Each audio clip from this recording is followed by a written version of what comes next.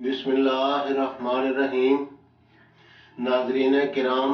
ہم آپ کی خدمت میں ہم اور ہماری صحت لے کر حاضر ہیں، اور آج ہمارے اس مجلس کا موضوع ہے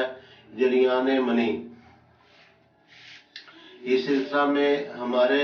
سامنے کچھ سوالات ہیں جن کے جوابات ناظرین کی خدمت میں پیش کیے جائیں گے۔ یہ ایک نہایت ہی اہم موضوع ہے، کیونکہ بلا مبالغہ آج اس جریان کے وہم میں بے شمار اور انگنت نوجوان، بالخصوص نوجوان طبقہ اس میں مبتلا ہے، اور جہاں تک معالجین کا تعلق ہے وہ بھی اس میں استحصال کر رہے ہیں۔ ان کو صحیح طور پر آگاہ نہیں کیا جاتا، ان کو وہم میں مبتلا رکھا جاتا ہے، اور وہ بے تحاشا جہاں تک پیسے کا سوال ہے وہ بھی خرچ کر رہے ہیں اور ذہنی الجھنوں کا شکار ہیں۔ تو ہم چاہتے ہیں کے ساتھ ناظرین کی خدمت میں پیش کیا جائے۔ تو اس سلسلہ میں جو سوالات ہیں ان کی طرف ہم آتے ہیں۔ پہلا سوال ہے کہ جریان منی کو عموماً کیا کہا جاتا ہے؟ ہمارے معاشرے میں جریان منی کو جریان منی، سیلان منی، اور پنجابی میں دھانت آنا بھی کہتے ہیں، اور انگلش میں اس کو سپرمیٹوریا کہا جاتا ہے۔ جریان عربی کا لفظ ہے، اور جریان کا مطلب ہوتا ہے کسی چیز کا جاری ہونا، بہنا، اور چونکہ اس میں منی کا اخراج ہوتا ہے لوگوں کے خیال کے مطابق، یا اس کو سیلان بھی کہتے ہیں۔ سیلان کا مطلب بھی بہنا ہوتا ہے، اور سپرمیٹوریا سپرمیٹوزوا یا کرم ہائے منی کو کہا جاتا ہے۔ سپرمیٹوزوا یعنی اس میں کرم ہائے منی کے ذریعہ سے، سیمن کے ذریعہ سے خارج ہوتے ہیں۔ بہرحال ہم اس کی جو اصل جو حقیقت ہے اس کی طرف آئیں گے، تو جو سوالات ہوں گے انشاءاللہ تعالی ان کے جوابات دینے کی کوشش کریں گے۔ حقیقی جریان منی کیا ہوتا ہے؟ سوال ہے کہ حقیقی جریان منی کیا ہے؟ یعنی ایک تو وہ ہے جو ہمارے معاشرے میں وہم کی شکل میں پایا جاتا ہے، پھیلایا گیا ہے،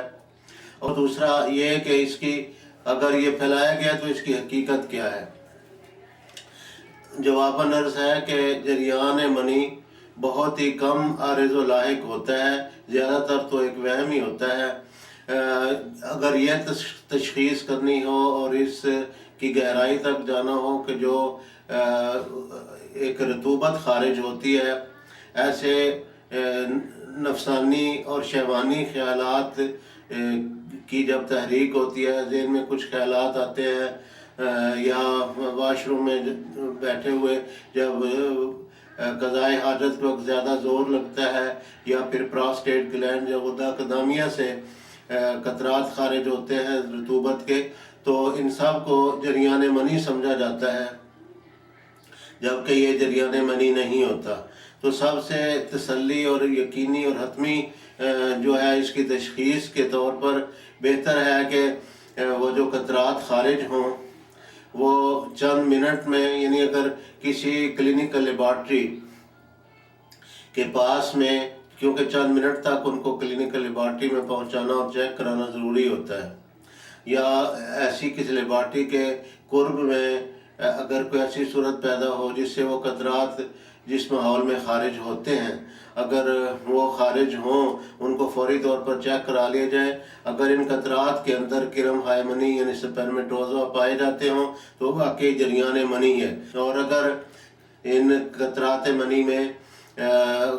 کرم ہائے منی یا سپرمیٹوزوا نہیں پائے جاتے تو ایک وہمی جریان ہے، اور وہم کا علاج سوائے اس کے کہ انسان وہم سے خود کو نکالے اور کوئی علاج اس کا نہیں ہے۔ یہ کہ دوسری کون سی رطوبات ہیں جو خارج ہوتی ہیں؟ اس سلسلہ میں جواباً عرض ہے کہ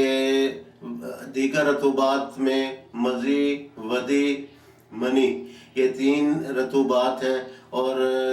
پراسٹیٹ گلینڈز، غدہ قدامیہ پر بوجھ پڑنے سے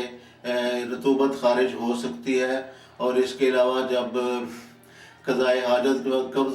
کی صورت ہو تو اس وقت بھی زور لگنے سے رطوبت خارج ہو سکتی ہے۔ کہنے کا مقصد یہ ہے کہ منی کے علاوہ اور بھی چند ایک رطوبات ہیں جو خارج ہو سکتی ہیں۔ قدرتی صورتحال یہ ہے کہ جب مرد و زن کو، خواہ مرد ہو خواہ عورت ہو، جب شہوانی یا نفسانی خیالات میں تحریک آتی ہے، ان میں تنوع جاتا ہے، تو ایسی شکل میں قطرات کا خارج ہونا بیماری میں داخل نہیں ہے، بلکہ وہ ایک نیچرل چیز ہے۔ لیکن بعض لوگ زیادہ حساس، سینسیٹیو ہوتے ہیں، یا گرم مزاج جن کو کہا جا سکتا ہے ہوتے ہیں، تو ان کا بھڑکیلا مزاج ہوتا ہے، ان کو زیادہ جلدی اور تیزی کے ساتھ شہوت آتی ہے۔ ایسی صورت میں بعض لوگوں کو یہ زیادہ قطرات آ سکتے ہیں، بعضوں کو کم آتے ہیں، لیکن وہ منی نہیں ہوتی بلکہ وہ مزی یا ودی ہوتی ہے۔ جب وہ معالجین کے پاس جاتے ہیں، اس کی تھوڑی سی میں اور وضاحت کر دوں کہ جب انسان کچھ شہوانی مناظر کو دیکھتا ہے، ان کے دیکھنے سے سب سے پہلے آنکھ ان میں ملوث ہوتی ہے، پھر ہمارے دماغ میں وہ تحریک جاتی ہے، دماغ پہ جنسی اعضاء کی طرف اس کو منتقل کر دیتا ہے، جنسی اعضاء میں استادگی اور خیزش پیدا ہوتی ہے، اکساہٹ پیدا ہوتی ہے، اور وہاں پھر جو ہے وہ جو نالی کے اندر رطوبت آ جاتی ہے، اس کو ویٹ اور گیلا کر دیتی ہے۔ تو یہ مادہ منویہ نہیں ہوتا بلکہ یہ مزی اور بدی ہوتی ہے، اور یہ ہرگز کسی بیماری میں داخل نہیں ہے۔ جب کسی نوجوان کو جو بلوغت میں قدم رکھتا ہے، اس نے سنا ہوا ہوتا ہے کہ جریان ہوتا ہے اور اس سے کمزوری واقع ہوتی ہے، اس وہم کی وجہ سے جب وہ کسی معالج کے پاس جاتا ہے تو وہ اس کو نہایت پریشان کر دیتا ہے کہ واقعی جریان ہے اور اس سے تم کمزور ہو جاؤ گے، یہ خطرناک چیز ہے۔ وہ تو اپنے پیٹ کے لالچ کی خاطر اس کو خواہ مخواہ ایک وہم میں مبتلا کر کے پیسے بٹورنے کی کرتا ہے۔ میں نے دیکھا ہے کہ بعض ایسے نوجوان بیچارے جو سال ہر سال سے اس وہمی مرض میں مبتلا تھے، ان کی صحیح طور پر رہنمائی نہ کی گئی اور وہ اس بیچارے اس مرض میں گل گل کے پریشان ہوتے رہے، اور ایک عرصہ دراز تک پریشان ہے۔ جب ان کو صحیح گائیڈ کیا گیا تو وہ کافی شکر گزار اور ممنون احسان ہوئے۔ حالانکہ یہ اللہ تعالیٰ کا احسان ہوتا ہے۔ دیانتداری کا تقاضا یہ ہے کہ معالجین ایسے نوجوان طبقے کو بالخصوص، سب کوئی لیکن بالخصوص نوجوان طبقے کو صحیح طور پر ان کی رہنمائی کریں اور ان کو گائیڈ کریں کہ یہ کوئی بیماری میں داخل نہیں ہے، یہ چند ایک وجوہات و اسباب ہیں جن کے نتیجے میں یہ چیز ہوتی ہے، اور یہ قدرتی چیز ہے، اور اس کو ویسے بھی دور کیا جا سکتا ہے۔ تو ان کو صحیح گائیڈ کیا جائے، نہ کہ ان کو ہمیشہ کے لیے قربانی کا بکرا بنا لیا جائے اور ہمیشہ پیسے بٹورتے رہیں اور کبھی کچھ دے دیا کبھی کچھ کہہ دیا۔ تو یہ رزق حلال میں سمجھتا ہوں کہ یہ نہیں ہے۔ بہرحال سوال ہے، کیا یہ درست ہے کہ ہمارے معاشرے میں نوجوانوں کو اکثر شکایت ہوتی ہے اور وہ اس وہم میں پڑ جاتے ہیں کہ یہ جریان منی ہے، اور اس وہم سے خیالی طور پر روز بروز کمزور ہونا شروع ہو جاتے ہیں، اور بعض معالجین و اطباء ان کو مزید وہم میں ڈال کر اپنی کمائی کا تازہ ذریعہ بنائے رکھتے ہیں اور ان کو دیانتداری کا مشورہ نہیں دیتے۔ اس قسم کا وہمی جریان نہ کبھی ختم ہوتا ہے، نہ معالجین ان کی جان چھوڑتے ہیں۔ یہ بات بالکل درست ہے، اکثر یہی ہوتا ہے۔ اصل میں ان کو یہ بھی کہا جاتا ہے کہ اگر 100 قطرے غذا کے ہوں، خوراک کے ہوں، تو اس سے 1 قطرہ خون پیدا ہوتا ہے، اور اگر 100 قطرے خون کے ہوں تو اس سے 1 قطرہ مادہ منویہ کا پیدا ہوتا ہے، اور اگر اس طرح کر کے رشتہ رہے، مادہ منویہ جو بہت قیمتی چیز ہے، اگر رشتہ رہے تو اس سے انسان کمزور ہو جاتا ہے اور وہ گویا کہ زندہ درگور ہو جاتا ہے۔ اس قسم کی چیزیں ہمارے معاشرے میں بہت کثرت سے پھیلائی گئی ہیں، جو میں سمجھتا ہوں کہ انتہائی زیادتی ہے اس نوجوان طبقے کے ساتھ۔ حقیقت یہ ہے کہ جب کوئی نوجوان جب بلوغت کی عمر کو پہنچتا ہے تو قدرتی طور پر اس کے ذہن میں جنس کے مخالف جنس کے خیالات پیدا ہوتے ہیں، اور جب وہ بعض پرکشش مناظر کی طرف دیکھتا ہے تو اس کے جو ذہن میں خیالات پہلے تو آنکھ کی وساطت سے اس کے دماغ تک یہ تحریک پہنچتی ہے، پھر جنسی اعضاء کی طرف وہ تحریک منتقل ہو جاتی ہے، پھر جنسی اعضاء میں ایک خیزش، اکتاہٹ اور استادگی کی کیفیت پیدا ہوتی ہے، اور اس کے نتیجے میں وہ رطوبت کا اخراج شروع ہو جاتا ہے۔ اور جیسا کہ ہم پہلے بھی کہہ چکے ہیں کہ یہ بیماری میں داخل نہیں ہے۔ تو چونکہ بار بار یہ چیز ہوتی ہے، یہاں ہم یہ واضح کرنا ضروری سمجھتے ہیں کہ کمزوری کیوں واقع اور لاحق ہوتی ہے۔ جب انسان اپنے جنسی اعضاء کو بار بار تحریک میں لاتا ہے ایسے مناظر کو دیکھنے سے، تو ان اعضاء کو حرکت میں لانے کے لیے، استادگی کے لیے ایک توانائی اور انرجی خرچ اور صرف ہوتی ہے۔ تو وہ جو توانائی بار بار جو خرچ ہوتی ہے، صرف ہوتی ہے، اس کے نتیجے میں اعصابی نظام تحریک میں آتا ہے۔ تو اعصابی نظام بار بار تحریک میں اس کو لانے کے لیے جو انرجی صرف ہوتی ہے، خرچ ہوتی ہے، تو انرجی کے بار بار خرچ ہونے سے اعصابی طور پر کمزوری واقع ہوتی ہے، اس میں کوئی شک نہیں ہے۔ اور جب بار بار یہ چیز ہوتی ہے تو اس کے نتیجہ میں اعصابی نظام کمزور ہو جاتا ہے، جسمانی طور پر بھی انسان کمزوری محسوس کرتا ہے۔ لیکن یہ کہا جائے کہ اس کے نتیجے میں بہت خطرناک نتائج پیدا ہوتے ہیں، اور سب سے بڑی بیماری گویا کہ یہی ہے، اور اس طرح اس کو بھیانک شکل میں پیش کیا جائے کہ اس کے بڑے خوفناک اس کے نتائج اور خوفناک قسم کا اس کا انجام ہوتا ہے۔ یہ انتہائی مبالغہ ہے جو ہمارے معاشرے کے معصوم نوجوانوں کے اوپر ایک انتہائی ظلم اور زیادتی کی چیز ہے، اس کو کلیتاً ختم کیا جانا چاہیے۔ یہ جو کمزوری واقع ہوتی ہے، یہ اعصابی نظام کو حرکت میں لانے کے نتیجہ میں جو توانائی صرف ہوتی ہے اس کے بار بار خرچ کرنے سے وہی وجہ ہوتی ہے۔ اگر اب اپنی آنکھ کو بچایا جائے، اپنے دماغ کو صاف ستھرا رکھا جائے، اور بار بار اعصابی نظام کو تحریک میں لانے کے لیے وہ توانائی جو ہے خرچ نہ ہو، تو کمزوری نہیں ہوتی۔ اور وہ جو ایک مفروضہ بنایا گیا ہے کہ 100 قطرے غذا کے اور 1 قطرہ خون کا، اور 100 قطرے خون کے 1 قطرہ منی کا پیدا ہوتا ہے کہ وہ ضائع ہو جائے، یہ ایک مفروضہ ہے، اس میں کوئی حقیقت نہیں ہے۔ سائنسی جو تحقیقات ہیں ان کے نتیجہ میں یہ بات بالکل غلط ہے، اور اس کا کوئی سر پیر نہیں ہے، یہ بالکل حقیقت کے خلاف ہے۔ تو یعنی یہ کہنا کہ 100 قطرے غذا سے 1 قطرہ خون، یہ ایک بےہودہ سی بات ہے۔ اگلا سوال ہے کہ مردانہ ذکر سے منی کے علاوہ دیگر کون سی رطوبتیں ہیں جو خارج ہوتی ہیں؟ ان کا ہم پہلے بھی ذکر کر چکے ہیں۔ تو کیا اس کے لیے